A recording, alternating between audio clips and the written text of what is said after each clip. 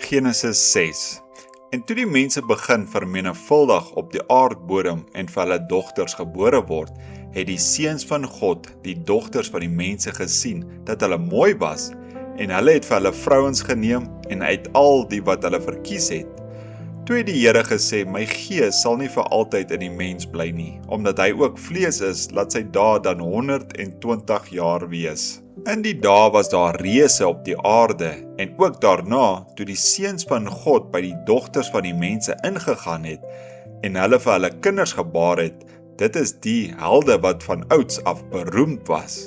En die Here het gesien, dat die boosheid van die mens groot was op die aarde, en al die versinsels van die gedagtes van sy hart was net altyd deur sleg.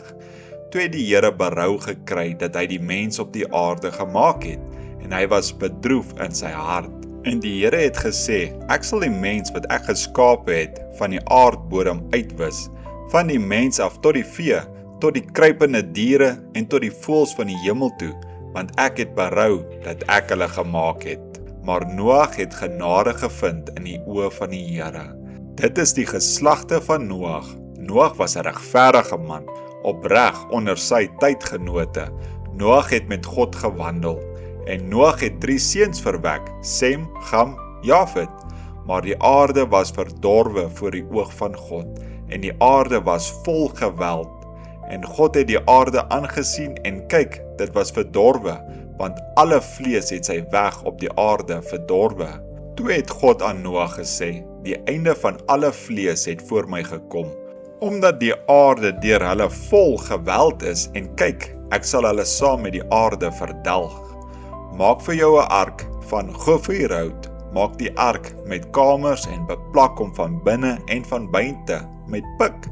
En so moet jy hom maak, die lengte van die ark 300 L en sy breedte 50 L en sy hoogte 30 L.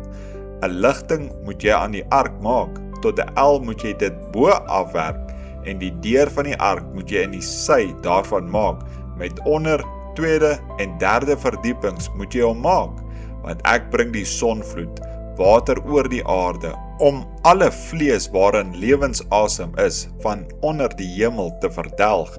Alles wat op die aarde is, sal sterwe. Maar met jou wil ek my verbond opstel, en jy moet in die ark gaan, jy en jou seuns en jou vrou en jou seuns se vrouens saam met jou. En van al wat lewe, van alle vlees, moet jy 2 van elk soort in die ark bring, om saam met jou in die lewe te bly. Mannetjie en wyfie moet hulle wees, van die voëls volgens hulle soort, en van die vee volgens hulle soort, van al die kruipende diere van die aardbodem volgens hulle soort, 2 van elkeen moet na jou toe kom, om dit te laat lewe. Neem jy ook vir jou van allerhande eetbare voedsel, en versamel dit by jou, dat dit vir jou en vir hulle tot voedsel kan dien. En Noag het dit gedoen, net soos God hom beveel het, so het hy gedoen.